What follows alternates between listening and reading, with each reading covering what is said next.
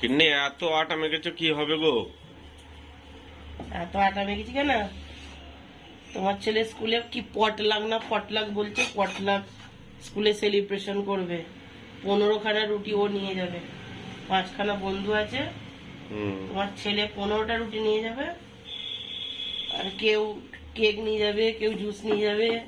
একজন বলেছে সে পনিরের না কিসের সবজি আনবে জানি না, আজকে নিয়ে গেলে বোঝা যাবে। তো এর এর ভাগে পড়েছে 15টা রুটি।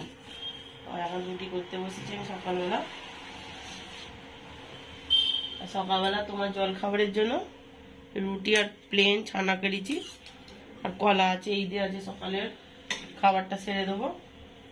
আজকে এমনিতেই কার্তিক সংক্রান্তি, নিরামিষ, অন্য কিছু তো যাবো না, শরীরও ভালো না।